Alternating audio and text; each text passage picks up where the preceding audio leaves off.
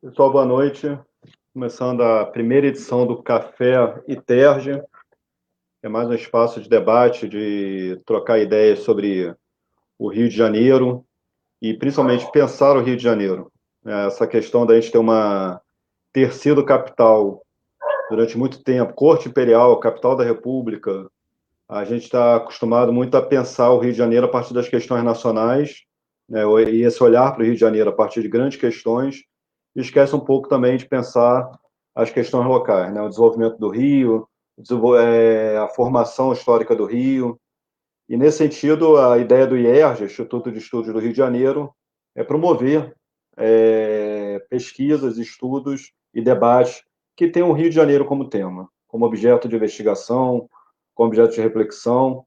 E a primeira edição, nós contamos com um fundador do IERJ, né, um dos fundadores do IERJ, o Paulo Reis, que recentemente defendeu sua tese de doutorado, que é sobre a fábrica Bangu e a formação do bairro, e ele consegue conjugar muito bem tanto a questão nacional, né, o desenvolvimento da indústria, o processo de industrialização no Brasil na virada do século XIX para o começo do século XX, nas primeiras décadas, sem abandonar o processo de formação do bairro Bangu a partir da fábrica e de que maneira esses fenômenos se articulam e de que maneira o bairro Bangu e a identidade de suburbano ela é forjada também e numa pesquisa muito bacana. Não vou te chamar de brilhante, não, Paulo, que aí ia fazer muita média contigo, tá? Mas é uma pesquisa que demonstra a necessidade da gente estudar isso. Você até aponta isso, né? Que você algumas questões que você acaba não tratando, mas que você faz o esforço de deixar chaves de investigação para os futuros pesquisadores, que demonstra a riqueza do tema, por mais que você tenha feito um trabalho exaustivo com fonte primária, com reflexão, com as várias questões que você aborda, a necessidade da gente pensar mais e mais esse tema, né? Deixa eu me apresentar agora, que eu acabei não me apresentando, né? Sou Mário Brum, também participo do IERJ, sou doutor em História pela UF, com pós-doutorado pelo Instituto de Planejamento Urbano, e além do IERJ faço parte do Instituto Nacional de Ciência e Tecnologia Proprietas, né? Também costumo pensar o Rio de Janeiro, costumo pensar a questão urbana, os conflitos urbanos, a questão das favelas. E, Paulo, eu não sei, eu separei algumas perguntas aqui para você, mas eu não sei se você prefere que eu faça as perguntas direto, ou se você quer rapidamente se apresentar e rapidamente apresentar a sua pesquisa. O que você acha? Pode ser? Pode ser, eu posso falar uns 5 minutos aqui rapidinho, só dando um panorama, e aí você pode entrar com as perguntas. Só para as pessoas se situarem um pouco, porque na verdade esse trabalho não é a fábrica, é a Sim. fábrica Bangu, mas eu não trabalho aqui com a ideia de quantos tijolos né, foram usados, quantos trabalhadores havia em determinado período, mas é mais um estudo de caso para demonstrar uma outra coisa que eu vou conversar rapidamente aqui. Acho que pode ser assim, né? Pode ser. Só uma ressalva antes, Paulo. Em meu lugar, te dar parabéns, né? Nos parabenizar duplamente, né? Pelo Dia do Historiador e a sua pesquisa, embora não tenha, o seu doutorado, embora não tenha sido exatamente no Instituto, num programa de pós-graduação em História, demonstra como a história está presente. E também pela nossa regulamentação da profissão ontem, né, da profissão de historiador, uma vitória aí em meio a esses tempos difíceis que a gente vive, não deixa de ser uma vitória. Tá? Paulo Reis, faça as apresentações aí da sua pesquisa, por favor. Então, primeiramente, obrigado aí pela fala inicial. Mário Brum é um amigo já de longa data aqui, a gente sempre troca ideias, estudamos temas parecidos, né? O Mário vai estudar aí a questão da favela, a favelização do Rio de Janeiro, eu estudo mais a questão da periferia, enfim, do subúrbio, né? Boa noite a todos e todas, né? Agradecendo a presença aí das pessoas. Assim, esse trabalho meu, ele começou, na verdade, a partir de uma aula que eu dei de história da arquitetura, história da indústria, da arquitetura industrial, né? Isso foi em 2014. né, em 2016, eu prestei o concurso para o IPUR, porque como eu estava muito envolvido com o curso de arquitetura na época, né, apesar da minha formação de história, e aí pegando o que o Ciro Flammarion Cardoso sempre ensinou para a gente, né, colocou o nome história, a gente dá qualquer coisa, né, se for história da saúde, vamos embora, história da medicina, enfim, história da educação física, se tiver história, a gente busca trabalhar, né, porque história, para além de tudo, é um campo metodológico, é um campo, enfim, de estudo que é bem amplo, né? Não vamos cair naquela massa tudo é história, mas enfim, não deixa de ser e fazer sentido. Então eu comecei com a ideia de fazer uma história da fábrica Bangu, sendo que eu vi que já tinha 5 dissertações de mestrado falando sobre a fábrica de Bangu de um jeito ou de outro, né? Aí eu comecei, bom, então vou tentar estudar aqui a relação da fábrica com a vila operária, já que eu estava trabalhando com essa perspectiva de história arquitetônica, urbana, enfim. Só que ao longo do trabalho, o Mário Brum sabe bem isso, que já defendeu seu doutorado, já está orientando dissertações, enfim, né, que projeto foi feito para você seguir até determinado ponto, né? Porque quando você acha fontes, quando você começa a se envolver no trabalho, você percebe que abre-se uma janela, né? Um mundo. Né? Então, eu comecei a perceber, e isso me ajudou muito a fazer no IPUR, porque me deu uma visão mais multidisciplinar e transdisciplinar.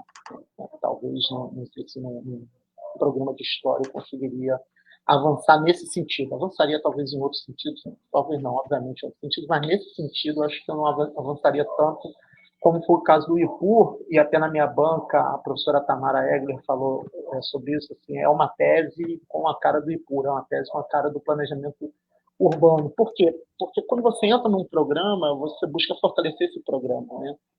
Até falei para ela, mas é uma tese também de história. Ela falou, não, certamente porque sua trajetória em história, né? Em 2019.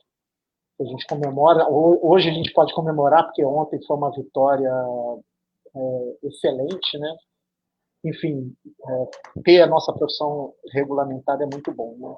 Mas rapidamente falar um pouco aqui desse trabalho que eu desenvolvi durante 4 anos, né? Não saiu o que eu queria, mas saiu um trabalho que eu fiquei muito satisfeito, porque eu avancei no sentido não de fazer uma história da fábrica em si, ou uma história da Vila Operária em si, mas eu busquei inserir a fábrica, a Vila Operária, dentro da cidade do Rio de Janeiro, numa conjuntura de final do século XIX e início do século XX, né, que uma parte da historiografia reconhece como um período de modernização conservadora. O que seria isso? Você tem uma perspectiva modernizante, com fábricas, indústrias, né, um tipo de economia diferente, né, se articula aqui, né? Dentro da cultura, a mesma coisa, né? No campo cultural, a gente vai ver isso também, filosófico, enfim, a gente tem uma série de instituições que surgem dentro desse período, segunda metade do século XIX até os anos 30, uma série de instituições, até posteriormente, mas uma série de instituições surgem ali, o IHGB, enfim, várias instituições importantes vão surgir ali que vão dar a cara de um Brasil moderno. Mas, ao mesmo tempo, a gente tem uma abolição da escravatura tardia, com manutenção de uma série de prerrogativas, de uma série de questões ligadas ao mandonismo, principalmente sobre a população negra, que hoje o debate é muito válido quando a gente fala de um racismo estrutural, a gente está vendo lá atrás e se percebe isso, não é novidade nenhuma que eu estou trazendo, se percebe bem isso. E eu fiz levantamentos de fonte dentro da fábrica em que você vê isso, diferenças de trabalhadores negros, brasileiros e estrangeiros, né? Negros nascidos no Brasil, brasileiros e estrangeiros. Né? Então há uma diferença, eu falo que há uma hierarquização ali dentro. Né? E isso vai repercutir, por exemplo, para a Vila Operária. As melhores casas, as casas mais equipadas, elas eram concedidas principalmente para os estrangeiros. Isso não tem, por exemplo, uma documentação que viabiliza isso. A gente vai vendo documentações secundárias que apontam exatamente para isso. Né? Eu não me aprofundei muito nisso, porque a minha ideia era trabalhar o seguinte: como que a fábrica, a Vila Operária, se articula um projeto de Estado que estava em curso naquele momento. Quer dizer, esse Brasil que era moderno ao mesmo tempo conservador. Quer dizer, ali a gente está vendo, não vou falar das origens, mas a gente está vendo ali um processo de articulação de uma elite senhorial, né, que se apropria do Estado, né, por isso que a gente chama de Estado patrimonialista, porque essas pessoas acham que o Estado é aquela coisa da casa grande senzala, e casa grande no sentido não, o Estado é a minha casa, se é a minha casa eu posso me apropriar de coisas do Estado.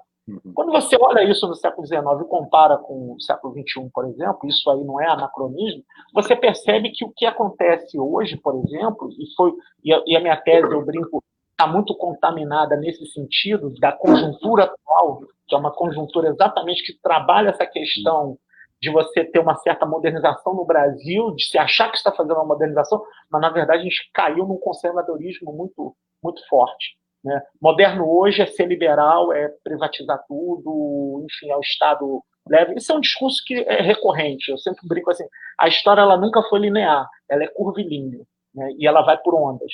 Né? E a gente percebe que certas coisas que eu vi ali naquele universo da Bangu, você percebe hoje. Né? A gente está falando de que período? A gente está falando de que período exatamente? Que a fábrica ela começa entre o projeto da. Ela começa. Ela é pensada em 1888, quando se coloca as ações para serem vendidas. Ela é pensada. O projeto dela era para ser um projeto só de uma fábrica, e ele vai ser ampliado. Né? Vou até tocar um pouco nesse assunto. Ele vai ser ampliado porque vai ser tomado por um grupo de empresários que eram ligados ao capital bancário e mercantil. Né? O capital agrário participa muito pouco, não tem influência. É o capital bancário e o capital mercantil. E esse capital bancário, as pessoas, por exemplo, o Barão de Salgado Zenha, que é uma figura expoente desse final de Império, início de República, ele, por exemplo, vai ser o presidente da fábrica, que hoje a gente conhece lá de Vila Isabel, ele que vai presidir a fábrica, que é a primeira fábrica organizada como sociedade anônima. A Bangu é a segunda. Quer dizer, você não tem um capitão de indústria, o que você tem são acionistas. Então, quer dizer, é um grupo de acionistas que está pensando aquilo ali. Não é uma pessoa, não é uma família, não é um grupo familiar. Depois a Bangu vai para um grupo familiar, vai para uma família, que é a família Silveira. Mas isso já vai ser anos 40 do século XX. Nesse início, não. É uma sociedade de ações, é um capital bancário, mas também é um capital especulativo. Essas pessoas, e aí eu rastrei uma série de fontes, principalmente em jornais, que atestam que essas pessoas que estavam à frente da fábrica, elas detinham conhecimento e negócios com terra. O que justifica, por exemplo, uma coisa que eu trabalhei bastante na tese, que é o porquê de você ter uma quantidade imensa de terras sendo compradas pela fábrica. Né? Chega a 40 mil hectares de terra, que dá 40 milhões de quilômetros. É praticamente o bairro de Bangu inteiro. Você não precisava disso para a fábrica, mas você vai ter porque você vai especular com a terra ali. Quer dizer, a ideia era o quê? Você investir um capital pesado numa região rural da cidade, estruturar urbanisticamente ela, modernizar, colocar equipamentos modernos e depois lotear e vender esses lotes com o discurso de que... E o nome da fábrica é ótimo, né? Que é Progresso Industrial do Brasil. Não é, não é Progresso Industrial do Rio de Janeiro. Está pensando no Brasil. Entende? Quer dizer, a gente está falando da capital e está pensando para fora. Né? E é interessante também uma coisa, além dessa questão do capital, eu trabalhei muito com jornais, e os jornais que eram publicados no Rio circulavam o Brasil inteiro. Então, quando você tinha uma notícia sobre a fábrica Bangu, por exemplo, essa notícia corria o país. Então, a Bangu acabou virando um exemplo de modernização. Mas, ao mesmo tempo, você tem, o que eu estava falando agora, sobre o patrimonialismo, sobre o mandonismo, esse grupo de empresários que mantém certas relações senhoriais existentes na Bangu, né, na região de Bangu, antes da chegada da fábrica. Quer dizer, você tem relações ali que vêm do período escravocrata. Tem um texto, até deixar para o final, mas já que eu toquei um pouco nesse assunto, foi um texto que mudou completamente o rumo da minha tese, porque até então eu só estava vendo discursos de que a fábrica Bangu é maravilhosa, a Vila Operária é maravilhosa, isso aqui é um exemplo. Tem uma visita do Clemenceau, que foi primeiro-ministro francês. Ele visita Bangu, elogia, diz que na Europa não tem coisa igual, que a Vila Operária parece uma cidade europeia, linda, organizada, tem jardim zoológico, enfim, tem pomar, uma série de coisas. E aí eu localizo, foi até no ano passado, se eu não me engano, em agosto do ano passado, tem um ano, eu localizo um texto do Olavo Bilac, de 1908, falando da Bangu, mas só que ele descreve uma Bangu completamente diferente. Ele fala, olha, a fábrica é linda, maravilhosa, mas ele encontra um diretor da Bangu que lhe diz o seguinte, fala, olha, a nossa fábrica é legal, tal, mas você precisa conhecê-la melhor, tal. E aí esse diretor vai dizer, você sabe o que são reunas? Aí, reunas? O que é reunas? Aí esse diretor, peraí que eu vou te mostrar. Eles entram num carro, vão para um córrego, né, 5 minutos de distância, e vem uma série de senhoras negras, né, dentro d'água, catando resíduos da fábrica, limpando o rio. Quer dizer, as reunas eram aquelas que reuniam o lixo da fábrica e limpavam aquilo ali. Ali não explica se elas eram contratadas ou não da fábrica. Mas a questão é, estamos falando de 1908, estamos encostados na abolição da escravatura ali, 1908, tem 20 anos de diferença, e são senhoras que ele descreve que estão na casa de 80, 90, às vezes, acho até que poderiam estar na casa dos 100 anos. Assim. Quer dizer, são ex-escravas, ex-escravizadas, provavelmente em fazendas locais, que estavam trabalhando na Bangu. Olha, quando eu olhei isso, eu falei, caramba. E, ao mesmo tempo, a gente tem imagens e tem fontes também em jornais tratando de trabalho infantil dentro da Bangu. Ué, mas não é o Progresso? Não é a Companhia Progresso do Estado do Brasil? Como é que você tem... Eu peguei um artigo que dizia, olha, a gente tem hoje um artigo de 1904. Temos hoje, acho que era 800 homens trabalhando, 500 mulheres e 300 crianças, entre 9 e 14 anos. Aí você olha só, bom, mas não é o progresso industrial? Como é que se permite uma indústria que se quer ser a maior do Brasil, a mais moderna, que investia pesadamente em maquinário novo, quer dizer, era coisa de, no máximo, 2 anos, se trocava o maquinário. Por exemplo, a Vila Operária de Bangu, ela vai ser o segundo lugar na cidade do Rio de Janeiro a ter luz elétrica. Isso não é pouca coisa. Isso é 1905. A maior parte da Zona Sul não tinha ainda. E lá em Bangu você vai ter. Você vai ter piscina olímpica. Isso ter a criança trabalhando, né? Não era visto como uma noção de progresso por parte daquele, como aí, você falou, da modernização conservadora. Isso. Aí depende do discurso. Né? Quando você pega o Jornal Operário, a greve, por exemplo, de 1917, uma das primeiras pautas era trabalho infantil. Né? Erradicação do trabalho infantil. Essa era uma das primeiras pautas. O Clemenceau, por exemplo, a visita dele é de 1908, né? Próximo da visita do Bilac. O Clemenceau, por exemplo, ele está rodando a América numa campanha pela jornada de 8 horas de trabalho. E ele não comenta em nada sobre o trabalho infantil. Olha, se você está falando sobre uma jornada de 8 horas de trabalho, é claro que você tem que ver a questão do salário feminino, trabalho infantil, né, as condições de trabalho, né, crianças morrendo, tem notícia jornal de criança morrendo dentro da fábrica trabalhando. E o jornalista culpando não a fábrica, mas a estripulia da criança, que não deveria estar em recreação na hora do trabalho. O Nilo Peçanha, por exemplo, que é um presidente dito como presidente progressista, né? O Nilo Peçanha é um presidente progressista. O Nilo Peçanha, num discurso dele na porta da fábrica Bangu, ele agradece a Bangu por entregar as crianças para que essas crianças teriam um destino reto, teria um destino honesto a partir do trabalho da Bangu. Só que a gente está falando de crianças de 9 anos, 10 anos, com jornadas de 10 horas. Por exemplo, a fábrica Bangu inaugura 2 escolas, né? Logo no início, em 1904, em 1905, se inaugura a primeira escola. Né? Só que essa escola era para quem? Não era para essa criança, em sua maioria pelas fotos que eu observei, inclusive curioso, um guia sobre trabalho, trabalho da ONU sobre a questão do trabalho infantil, a capa é uma foto das crianças da Bangu, da seção de cardápio, de 1896. É a foto de capa do livro da ONU sobre a questão do trabalho infantil. Quer dizer, olha... A importância, né? Pois é, a importância disso. E assim, essas crianças, em sua maioria, eram meninas e negras. Aí vem a pergunta, quando eu leio o texto do Bilac, essas meninas, elas moravam na fábrica, ali na Vila Operária, ou moravam fora, numa periferia?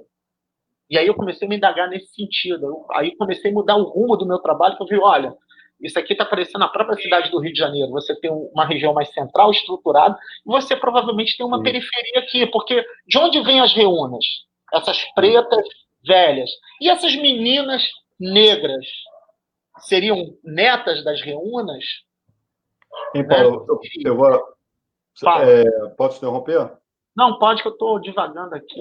Não, é porque você toca no tema que eu acho que é fundamental e que sua pesquisa ela traz uma grande contribuição nesse sentido, que a gente tem ali nesse período a reforma Pereira Passos, tem a política do higienismo, tem o combate aos cortiços, a favela surgindo, já surgindo de um modo estigmatizado, né? E, via de regra, embora a questão racial ela não fosse claramente anunciada como uma política de apartheid, né, para a gente usar um termo mais de outra época, mas uma política segregacionista, mas o viés racial estava muito presente.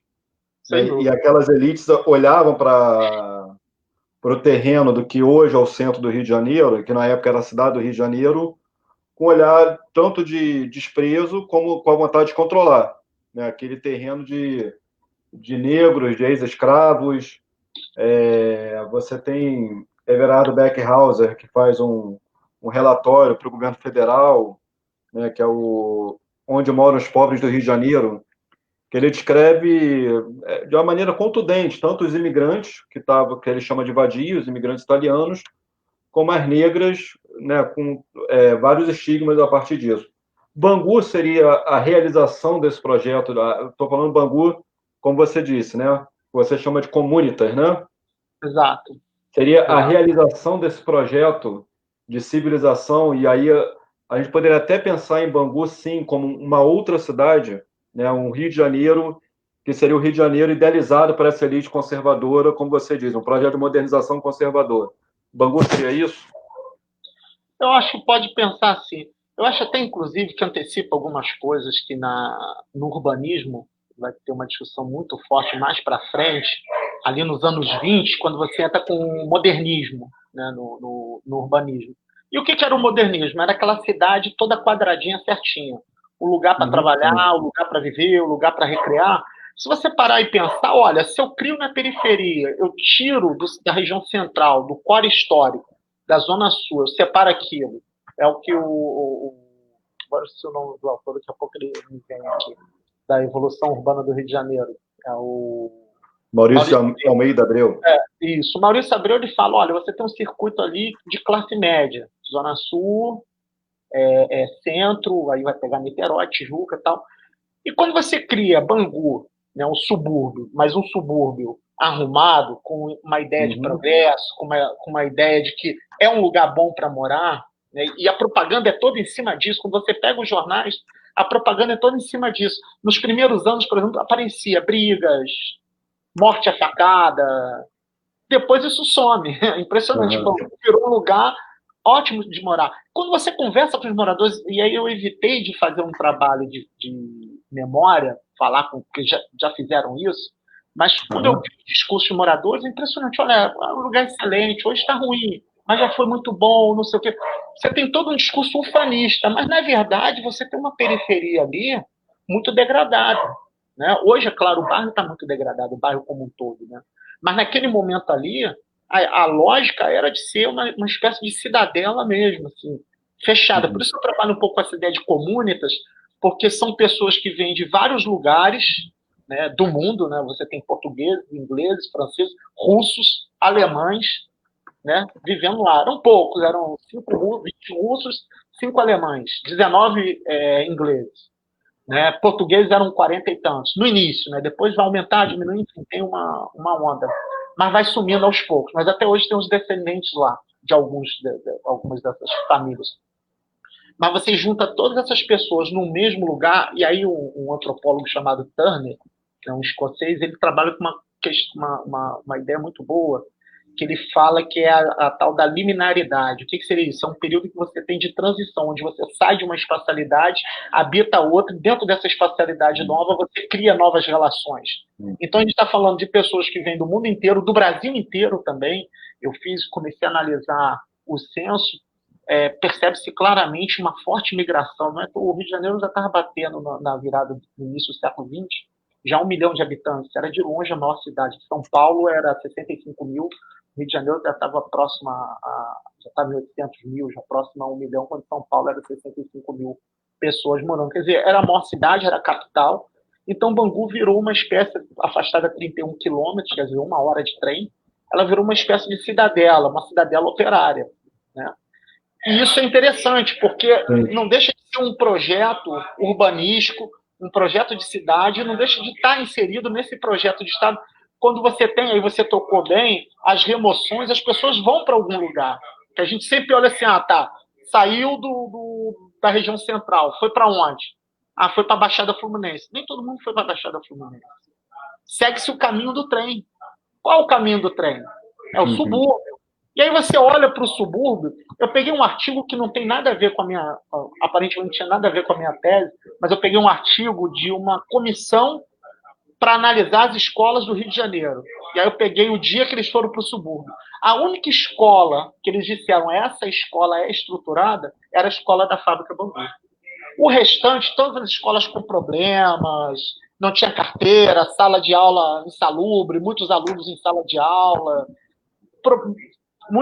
falta de formação dos professores. Agora, a escola da Bangu, não. Essa era certinha. Quer dizer, olha o discurso. Né? Quer dizer, você pega um ponto subúrbio, qual é o ponto, entre aspas, melhor, mais estruturado? É a Bangu. Quando você tem a remoção dessas pessoas, qual o fluxo que vai seguir? O mais próximo possível. E aí você tem um núcleo ali, que é a Vila Operária, que as casas eram alugadas para os operários inicialmente, depois não. Depois vai ser alugado terrenos, enfim, há toda uma política de construção de casas, mais casas, prédios, para abrigar as pessoas. Aí deixa de ser operário e passa a ser o habitante da Bangu. E aí tem uma curiosidade que eu pego a partir do Turner, quando ele fala da comunitas, da formação de uma comunidade, né, de comunhão, de fraternidade, de você criar uma identidade. Né? Eu só conheço 2 lugares no Rio de Janeiro que tem topônimo próprio, né, o topônimo pátrio, que é Tijuca e Bangu, que é o tijucano e o banguense. E o banguense surge exatamente nesse contexto. Olha, é o cara que mora em Bangu. Não é um inglês que foi para Bangu, não é um alemão que foi para Bangu, não é um cara do Piauí que está na Bangu. É um banguense. Então, cria essa lógica. E quando você cria essa lógica, você forma um núcleo, né? Você tem um núcleo estruturante desse bairro, que segue um pouco o ritmo da cidade. Né? Não, e é bacana porque assim a sua pesquisa abre essa possibilidade, né, e demonstra realmente aquilo que eu falei no começo, da necessidade de mais estudos, porque a gente a ideia do subúrbio, né, ela foi sendo construída ao longo principalmente das últimas décadas, eu diria, como um lugar degradado, como um lugar, o subúrbio distante do centro, a ideia se conjuga um pouco à periferia, ou o subúrbio como uma moradia das pessoas que não tiveram acesso a uma habitação digna ou central. E você constrói, você demonstra, né, como é que o subúrbio foi construído com outras características. Né? Como é que lá atrás o subúrbio se dá dentro do ideal mesmo de uma cidade, uma urbanização mais suave, ou mais assim, entre o rural e o urbano, né, mais agradável, e isso em torno da fábrica. Né? E quando você fala da ideia da comunitas e como é que Bangu surge dentro desse ideal de comunitas, me chamou muita atenção também que você até mobiliza o Thompson, né? Como é que a situação do operário, no caso de Bangu, e a vivência na fábrica, ela não se dá exclusivamente pelo relação patrão-empregado, ou capital-trabalho, né? De como é que aquela vivência cotidiana, como é que a experiência do local ela está formando uma identidade também ali, como você mesmo disse, né, do banguense. Você chegou na sua pesquisa, você acaba não estendendo muito isso, né? Você tem um recorte cronológico muito específico, né, da formação da comunidade, mas assim demonstra, né, como é que esse estudo precisa ser melhor aprimorado, né? Como é que a trajetória do bairro Bangu, que você pegou a formação, né?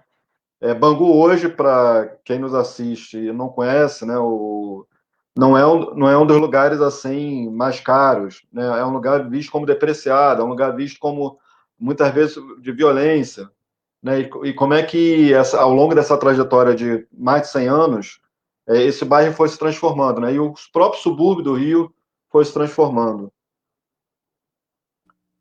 Sem dúvida, sem dúvida. Assim, Bangu hoje é uma outra coisa, né? E, na verdade, esse estudo meu, eu considero mais como um ensaio. Assim, eu tentei abrir uma série de possibilidades, né? Eu falei, é um estudo transdisciplinar e multidisciplinar, e é um estudo que a ideia é você tentar abrir um caminho para pensar Bangu como estudo de caso, pensando o seguinte: olha, é um bairro que se estrutura ali no final do século XIX, vai ser principalmente a questão urbanística dele vai se dar junto com Pereira Passos, em 1900 e Bangu é um pouquinho tardio da cidade, mas é 1909 até 1917 há uma rápida urbanização ali. Você já tinha algumas coisas, mas é uma rápida. Você vai ter um plano urbanístico do bairro. Se não for o primeiro, é um dos primeiros planos urbanísticos de bairro da cidade, sem dúvida a Bangu. E é um plano quadricular, clássico, né? Enfim, né? Que é bastante interessante. Então, assim, como é um bairro super estruturado nesse sentido, então ele acaba sendo um topos, né? Um exemplo. Né? E eu pego o topos exatamente porque ele cria essa ideia né, de você ter um mundo operário, né, uma vida operária. E ali em Bangu eu percebo isso. Assim, pelo menos se tenta vender um discurso, né, de um mundo operário em que você, como classe média baixa, pobre também, você pode ter o direito a uma cidade. Né? E aí o David Harvey discute muito bem isso, a questão do direito à cidade. Né? E os espaços que você tem, né? As relações que você tem dos espaços dentro da cidade. Quando você vai para a fábrica, o espaço fabril, o espaço da vila, o espaço, né, aberto, né, a praça pública, por exemplo, as festas, né, isso tudo você vai olhar na Bangu, você vai ver isso. E vai perceber o seguinte: olha, aquilo ali, até certo ponto, tem. Eu sou da Zona Oeste, né? Quando você, até comentando outras vezes, a gente fala: olha, o Rio de Janeiro não é o Calçadão de Copacabana, não é a novela do Manuel Carlos. O Rio de Janeiro, 70% da população do Rio de Janeiro, e basicamente 70% do seu território, é o quê? É no que a gente chama de, pegando o conceito do Soto, periferia, desestruturada. O bairro Bangu hoje é um bairro super desestruturado, assim como Campo Grande, Santa Cruz, Padre Miguel, que é ali do lado, né? Quer dizer, são bairros super desestruturados.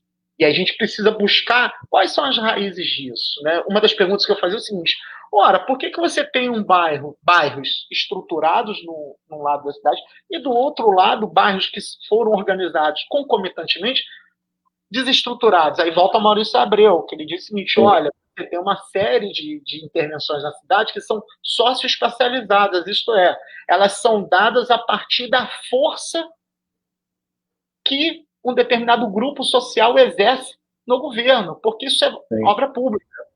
Né? A Bangu já é o contrário, é o quê? É um bairro, né, inicialmente uma vila, ou como eu falo, uma comunitas, né, privada. Então, até 1917, Bangu é um bairro privado. A partir de 17, a coisa muda completamente. Por isso que o meu recorte vai, não a 17, vai a 19, que é o final da gestão de um diretor da fábrica, que é o Ferrer, que é um espanhol, que ele vai articular muito bem essa questão urbanística. Mas o que acontece? Quando deixa de ser um bairro privado, fechado, e abre para a municipalidade, aí você começa um processo diferente do que eu estou estudando. Por isso que o meu recorte para ali, né, vai entre 1888 e 1919. Exatamente assim, eu quero perceber essa primeira fase da Bangu para ver se a gente, olha, existe um projeto que é interessante e que ele está articulado a um projeto maior de Estado.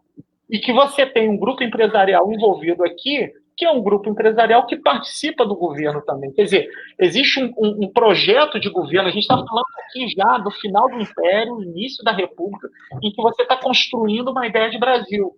E Bangu não deixa, pelo menos eu percebo isso, não deixa de fazer parte dessa chamada modernização conservadora. Né? Problemas sociais não vão ser resolvidos ali. Ali não está se falando em construir habitação popular para ninguém. É a vila operária, e aí eu começo a perceber, coisa que eu não consegui, não deu tempo de trabalhar melhor, mas eu começo a perceber o quê? A formação de uma periferia, de uma zona periférica, né? Que é diferente daqueles que trabalham na fábrica e habitam a vila. Você até chega a falar você mencionou a questão embora não tivesse documentado isso exatamente, mas que as melhores casas ficam para os estrangeiros. Eu pensei muito no livro do Norbert Elias, Estabelecidos Outsiders, né, que ele faz, embora a situação financeira da vila que o Norbert Elias estudou, entre moradores de uma parte antiga e moradores na parte nova, não fosse significativamente diferente, mas que os moradores antigos ocupavam os cargos nas associações e tinham os moradores novos como pessoas de uma posição inferior, não pela questão econômica, mas por uma série de estigmas que eram imputados. E você também você traz um pouco dessa ideia na sua pesquisa, né? Essa relação conflituosa entre vizinhos também, né? Não, sem dúvida, sem dúvida. Assim, você tem essa conforme eu falei anteriormente, assim, eu não cheguei a fazer um mapa, porque eu teria que ir fazer trabalho de campo. Eu até descobri o cartório que é um cartório em Santa Cruz para buscar os títulos de propriedade, né? Mas o título de propriedade para as pessoas vai se dar apenas, quer dizer, como a Bangu alugava as casas eram todas da empresa. A partir de 17 que começa a venda de terreno. Então, anteriormente, eu não teria como saber direito. E os arquivos da Bangu foram perdidos, né? Se perdeu. Depois que a fábrica acabou e hoje é um shopping, tem poucos arquivos. É até curioso, para você ver como essa questão da comunitas é interessante. Bangu é um bairro que tem um centro de memória, né? Que é o nome de um autor da literatura brasileira que pouca gente conhece como um banguense, que é o José Mauro Vasconcelos, que escreveu O Meu Pé de Laranja Lima, que nada mais é do que a narrativa sobre a história da vida de um garoto, Zezé, de 6 anos, que na verdade é o alter ego do autor, e que se passa numa vila operária que é Bangu, onde ele morou. Então, na verdade, O Meu Pé de Laranja Lima é o bairro de Bangu, no início do século XX. E pouquíssimas pessoas, tá? Eu acho que basicamente os moradores de Bangu que sabem isso. Né? Eu descobri assim, por acaso, que eu vi o nome do centro, eu falei, por que o centro de memória do bairro tem o nome do autor do Meu Pé de Laranja Lima? Mas quando eu li o prefácio, vi, pô, o cara é morador de Bangu, e ele fala de um garoto de 6 anos, e ele diz que ele saiu de lá com 6 anos de idade para morar no Nordeste com os parentes, porque o pai perdeu o emprego na fábrica Bangu.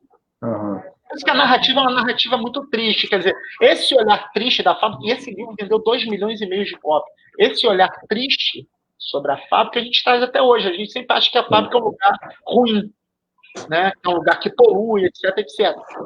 Mas isso vem muito de uma visão, por exemplo, nossa, de carioca, até um pouco de brasileiro, muito do José Mauro Vasconcelos. Inclusive, eu trago para dentro da minha tese o livro, porque eu achei super interessante, porque a narrativa que ele faz, o pai perde o emprego, a mãe foi criada, a mãe é de Bangu, a mãe começou a trabalhar na fábrica com 6 anos de idade, ele descreve a mãe, a tristeza da mãe, a mãe nunca aprendeu a ler e escrever.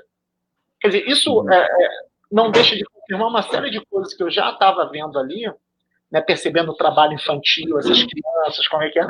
Quer dizer, e eu nem aprofundo o trabalho infantil, mas se percebe bastante isso na narrativa do José Mauro, que vai combinar um pouco com o que o Bilac está falando. E se contrapõe a uma visão de Bangu que eu vi no Clemenceau, que eu vi no Nildo Peçanha, nas visitas oficiais à fábrica. Né? Se faziam visitas oficiais à fábrica. Então, todas as visitas oficiais, a fábrica era pintada como algo extraordinário, não parecia, falava assim, olha, parece que estamos numa vila inglesa, e de fato, assim, a arquitetura da fábrica é muito bonita, as casas eram, hoje já não existe mais, tem uma ou outra só, as casas eram bonitas, assim, de tijolinho vermelho, acompanhando a fábrica, aí você tem o cassino, que era, né, um ponto de encontro, que era uma espécie de clube, né? Você tinha um cassino onde acontecia, por exemplo, as festas de 15 anos das meninas, acontecia no cassino, baile de carnaval acontecia no cassino. Você vai ter um clube de futebol, né, o Bangu, né? Quer dizer, que é o primeiro clube a ter um negro, né, em seu time titular, que é o Carregal, que começou a trabalhar na Bangu criança, era um mulato, trabalhou na Bangu, começou a trabalhar criança, quer dizer, e ele vai se destacar, enfim, vai virar até diretor mais tarde do clube. Né? Mas você tem todos esses elementos. Por exemplo, o Bangu vai ter um time de natação que vai ganhar medalhas, vai se confrontar com o time do Fluminense, com a equipe do Fluminense de natação. Isso lá nos anos 20. Quer dizer, tem essas questões, mas você tem uma certa divisão, porque nem todo mundo participa disso, nem todo mundo está incluído nisso. A pessoa que mora em Bangu, por exemplo, aquela pessoa que varre as ruas, e aí eu estou falando daquela Bangu lá, ainda privada, aquela pessoa que é contratada pela fábrica para varrer as ruas, ela não é um funcionário da fábrica. Né? Ela não é. A gente vai ter, por exemplo, isso é curioso, vamos ter produção de cana-de-açúcar até 1900 e pouco, produção de cana-de-açúcar acontecendo ali na Bangu. E a fábrica usava a produção de cana-de-açúcar como complemento do lucro da fábrica. E não era só cana-de-açúcar, alugava terrenos também, lotes grandes, para a produção agrícola, que é aquela ideia da comunitas. O alimento que chegava ao operário era produzido nas cercanias, nas terras que faziam parte da Bangu. Né? Aí você está falando o quê? De relações com meeiros, né? Aluguel de terras, quer dizer, relações que já existiam pré-fábrica e que foram mantidas. Quer dizer, tem uma série de coisas que você vai olhando, você vai vendo, olha, ao mesmo tempo em que você avança, você está retroagindo. Isso é muito bom. Ou você está fazendo a manutenção. Né? Então, assim, isso é muito, muito interessante ver. E quando você analisa assim, a elite local, é impressionante como você vê, como você tem permanências ali. Né? Eu entrei um pouco, mas não explorei muito, os vereadores da região, naquele momento lá atrás, né, que eram os deputados. Olha, era impressionante. Indicação do delegado da região, indicação dos funcionários que vão trabalhar na saúde pública, no combate às pestilências, às endemias. Eram todas indicações de parlamentares locais. Tem um que o sobrenome também é Vasconcelos, que é o Augusto Vasconcelos, era um médico. E ele dava consulta de graça. O pai dele também era médico, o pai era político, ele também era político. E o sobrenome dele é o sobrenome do primeiro proprietário da Fazenda Campo Grande, que Bangu pertencia a Campo Grande. Então, olha só as permanências. Esse cara vai negociar diretamente com a direção da fábrica e vai colocar um dos diretores da fábrica uma pessoa da confiança dele, que era o subdelegado da região, que era o subdelegado Estrela. Por sua vez, o subdelegado Estrela era casado com a filha do último usineiro da Bangu antes da venda para a fábrica, né? Quando ainda funcionava ali um engenho, até 1800, foi reinaugurado, mecanizado em 1885, e o dono, o proprietário daquele engenho, era o sogro do capitão Estrela, que era afiliado político do Vasconcelos. Aí o capelão local, que era um padre telêmaco, ele celebra o casamento. Então, você vai vendo, e todos eles assinando uma série de documentos pedindo coisas para o Estado. Olha, precisamos melhorar a base. Você vê, né? Caiu todo mundo aí, mas aqui também está mal barulho. O problema de live o problema de live é ao vivo é isso. Como diz o Faustão, né? Quem sabe faz ao vivo. Ao vivo é assim, não tem filtro, não tem nada. Mas assim, aí você começa a perceber assim, as origens. Aí a gente olha para a Câmara de Vereadores hoje, para a LERJ, você percebe que, olha, a Globo está, né, detesta a Globo, mas eles foram indicados agora para um prêmio jornalístico, que eles investigavam lá as questões ligadas à LERJ. Pô, 2 investigados, um era Cosolino, o outro Nader. Nader, eu lembro da época do Brizola, o Nader como presidente da LERJ. Cosolino é a família lá que manda em Itaboraí até hoje. Essa linhagem toda que você traçou, ela me remete a 2 coisas, né? Primeiro que são nomes que tanto viraram nomes de ruas, de bairros e nomes que estão ali, de um modo geral, não só na região de Bangu, mas na zona norte do Rio, na zona oeste, no subúrbio carioca, enfim. No subúrbio como um todo. No subúrbio como um todo. E são nomes que alguns deles estão aí até hoje, né, à frente da política, à frente de empresas, à frente, né, é impressionante isso, e remete muito o que o Roberto Schwarz traz, né, das ideias fora do lugar, Isso. né, e que elas não estão fora do lugar, elas chegam aqui, né, você vê todo o projeto, de fato, civilizatório que a fábrica dizia trazer, a fábrica Bangu, ou dizia pelo menos seguir, né, ele é amarrado para uma série de questões da nossa sociedade. Você até no começo da live falou do patrimonialismo. É impressionante como é que, mesmo esse projeto de uma outra cidade, de um projeto civilizatório, que conjugaria habitação com higiene, que era o desejo das elites da época, ele está sendo permeado, né, e com as mediações da nossa sociedade, né? Impressionante e você mostra isso de uma forma muito boa também na sua pesquisa, né? Agradeço. Mas, por exemplo, um conceito que eu uso, que eu acho muito legal, que é anéis burocráticos de poder, que é a do Dreyfus, né, do René Dreyfus, que foi professor de ciência política da UF, já falecido, do Uruguai, que ele defende a tese dele nos anos 80 sobre a questão da ditadura. Eu acho que ele foi o primeiro, um dos primeiros a falar ditadura civil e militar brasileira. E ele traz o seguinte: esses anéis burocráticos, eles são formados a partir do empresariado, dos políticos, donos de terras, né, intelectuais. Né? Então, o que acontece? O Dreyfus fala o seguinte: olha, são formados esses anéis burocráticos. E esses anéis burocráticos possuem uma permanência. E quando a gente pega, aí pegando o João Fragoso, por exemplo, aquelas elites senhoriais, elas vêm lá de trás, o domínio da Câmara Municipal. A gente pega, por exemplo, a família Sá, que eu cito, acho que logo no primeiro capítulo. A família Sá, que são os fundadores da cidade, né? Mendes Sá, Estácio Sá. Eles ficam 51 anos, 55 anos no poder. Quer dizer, essa permanência, ela cristaliza um grupo. Por mais que você tire o Sá, vai continuar um grupo ali cristalizado, que são os chamados anéis burocráticos de poder, que vão, de fato, sedimentar já no século XX. Mas você tem uma longa... Por isso que eu trabalho com a ideia do longo século XIX, a partir de 1808 até 1930. Por quê? Porque quando você pega esse longo século XIX, você percebe o seguinte: olha, em termos de macropolítica, por exemplo, não há muita mudança. Né? A matriz econômica não muda. Né? Basicamente, vai ser uma mudança muito gradual. Quando você pega assim, os grupos de poder também não mudam. É o que o Matos fala, né, do tempo Saquarema. Né? Não é nada mais, como é que ele fala, que é da recunhagem da moeda colonial, não é nada mais liberal, conservador do que um liberal no poder, né? Que é os Lusíadas e Saquarema. Né? Não é nada mais... Então, quer dizer, a partir do momento que você fala, não, o cara é um liberal, mas na verdade, claro que o conceito de liberal é outro, né, como o nosso aqui hoje. Mas o cara ser... eu até cito o ministro da Justiça, que é o Diabo de Queiroz, é um dos caras que puxa conservador, do Partido Conservador, é um dos caras que puxam a abolição.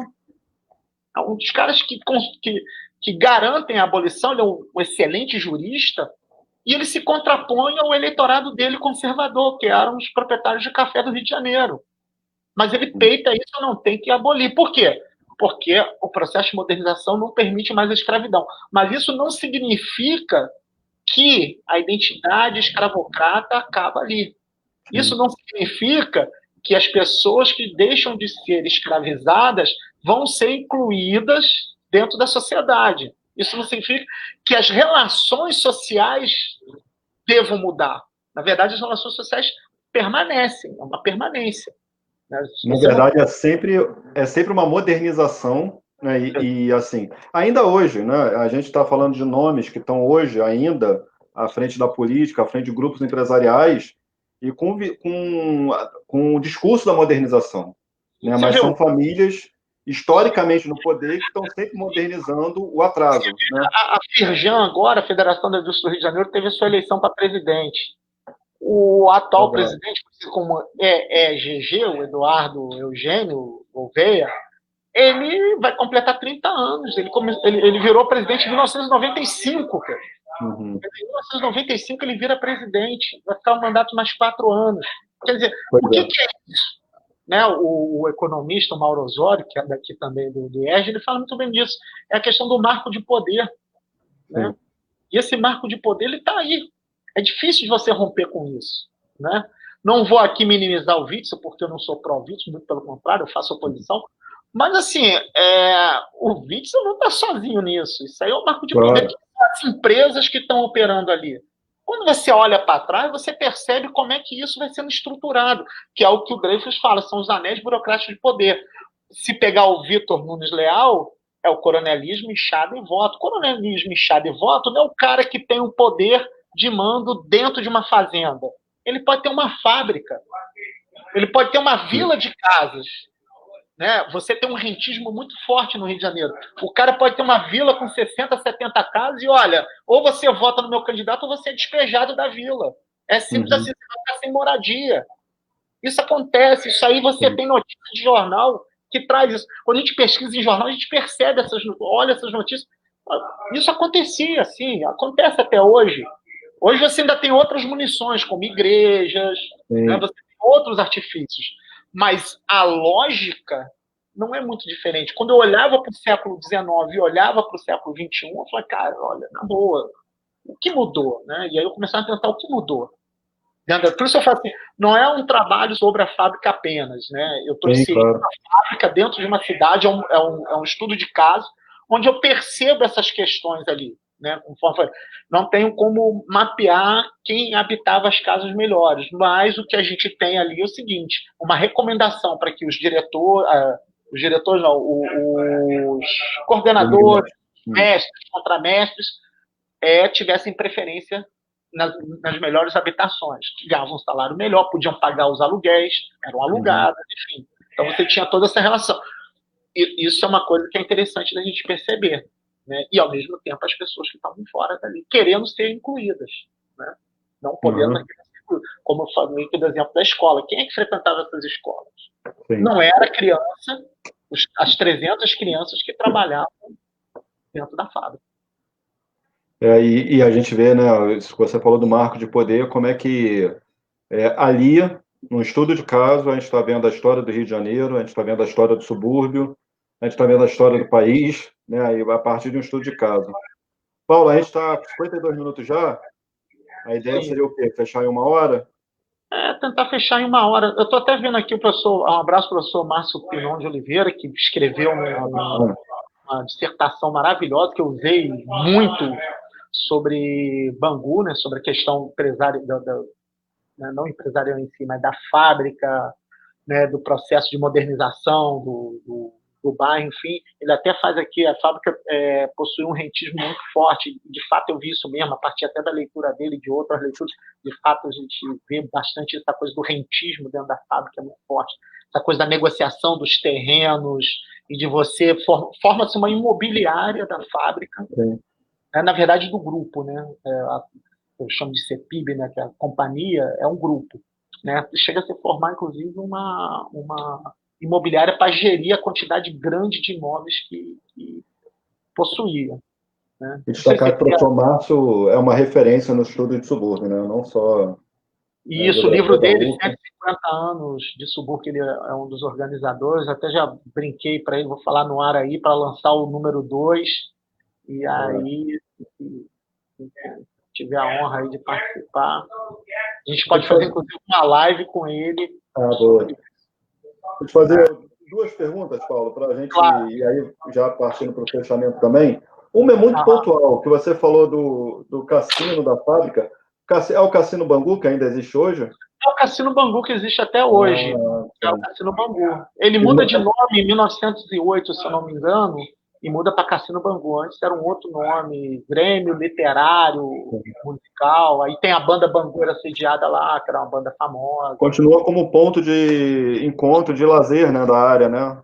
Sem dúvida, mais tradicional, né? É o ponto de encontro bacana, mais tradicional do bairro. E continua a fachada ali de tijolinho vermelho, a mesma fachada, como a igreja está lá até hoje. Eu já estive lá, mas eu confesso que eu não sabia dessa origem, né? Eu não tinha lido ainda esse material. Deixa eu ajeitar a câmera aqui que saiu.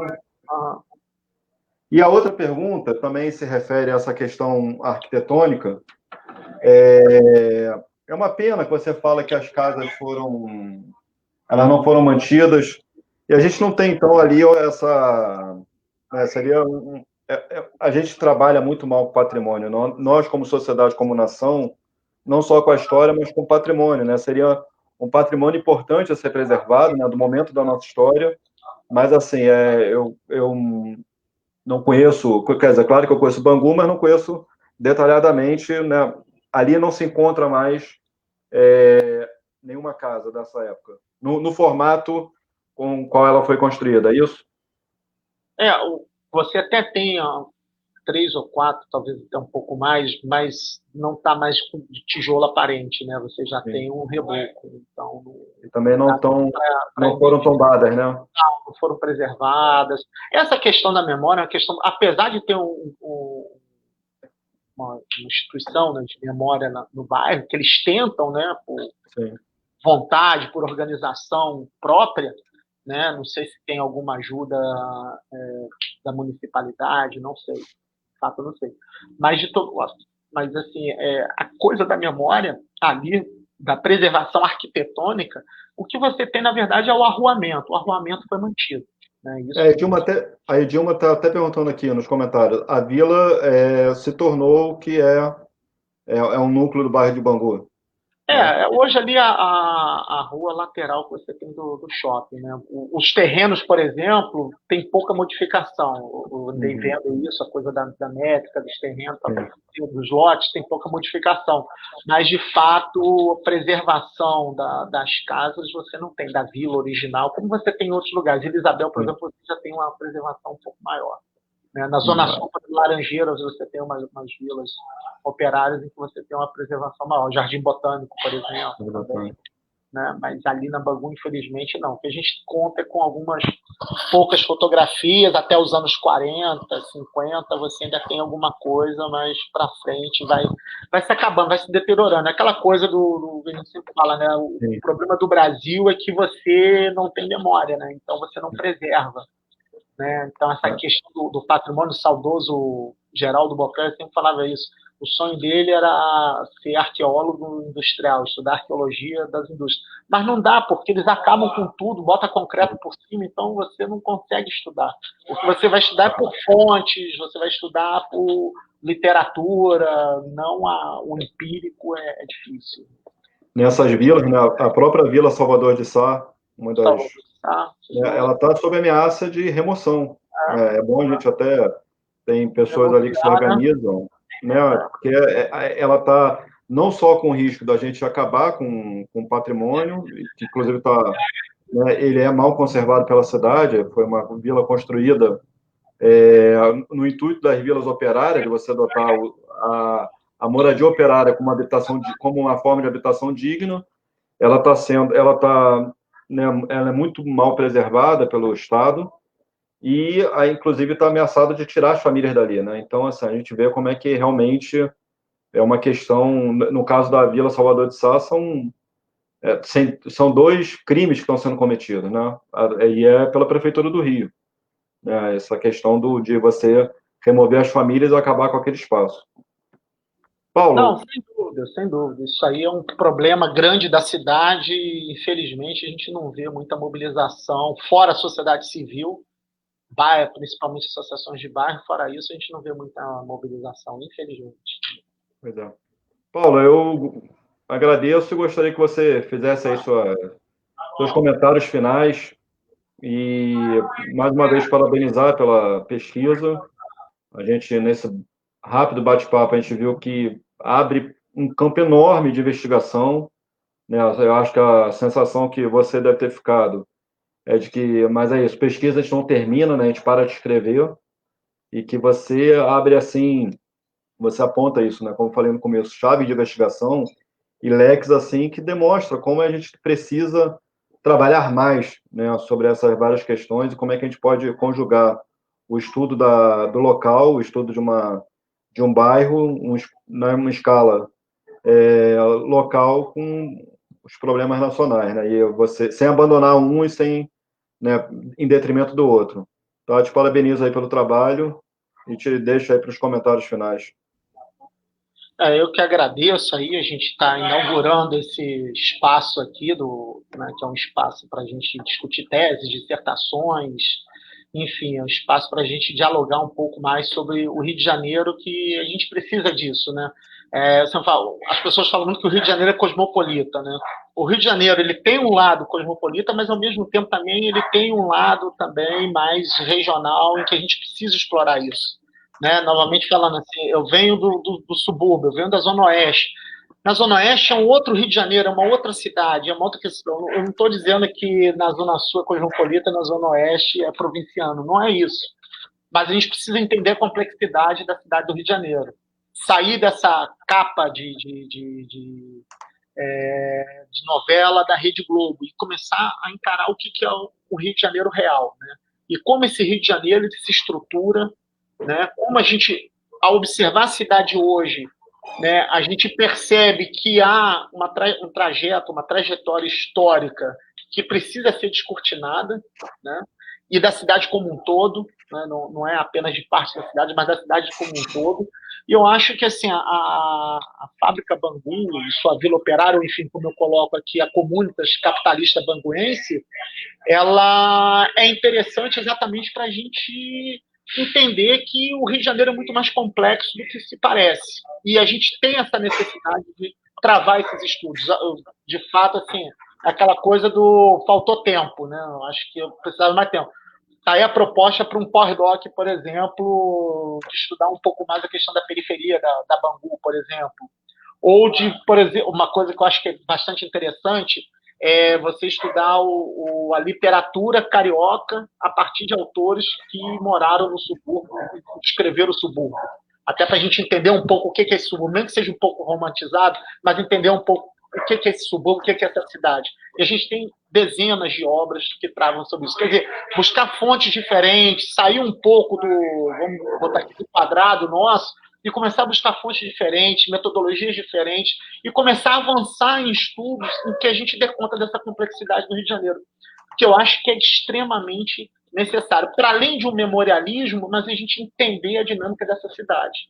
Né? Eu acho que é essencial. E a fábrica Bangu, ela me mostrou muito isso, o quanto esse rio é dinâmico, o quanto a gente precisa estudar melhor essa cidade, é claro, com um olhar nacional, mas também olhando para a cidade aqui, olhando para o nosso entorno e tentando visualizar aqui, né, entender um pouco melhor, né, a trajetória histórica dessa cidade aí, que é a famosa cidade maravilhosa, que é o Rio de Janeiro, e agradeço aí o Mário Brum por vir aqui e dialogar, porque o diálogo é sempre bom, é sempre necessário. E agradecer a presença de todos e todas aqui. Tem gente perguntando aqui quando é que vai ter disponível a tese. Eu estou finalizando aqui, como estou em época de pandemia, tudo é mais demorado. Eu tenho que depositar primeiro na biblioteca do IPU, para depois disponibilizar a cópia para todo mundo. Primeiro eu tenho que colocar lá e botar a mão no diploma, né? Porque tem um diploma, não adianta. E o vídeo fica disponível no canal do IERJ, né? Vai ficar disponível a partir de amanhã no canal do YouTube, que a gente tem. Eu convido todos e todas a irem lá visitar o canal do IERJ. A gente está aí na nossa 15ª ou 16ª live, sempre com temas interessantes. Tem uma com o Mário Brum, que é o contrário, né? Que é eu que entrevisto, o Mário que responde, né? Mas a parceria aqui, que é uma parceria ótima também com o Rafael. Forte abraço para o Rafael aí, do Diálogos Suburbanos. É um parceiro também nosso.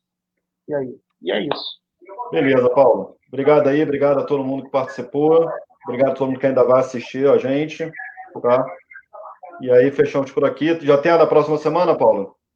A próxima semana vai ser com Enzo Belo, que é um advogado que estuda, professor da UF de Direito, que estuda Direito da Cidade, e ele vai fazer o lançamento do livro dele, né, que ele escreveu um livro virtual sobre Direito da Cidade no período da pandemia, e aí ele vai fazer o lançamento virtual, aí já estou antecipando o lançamento virtual aí numa live com a gente. Né? Beleza. Cara, muito bom. E é isso. Beleza, pessoal. Boa noite aí. Obrigado, Paulo. Valeu, eu que agradeço. E parabéns aí pelo trabalho.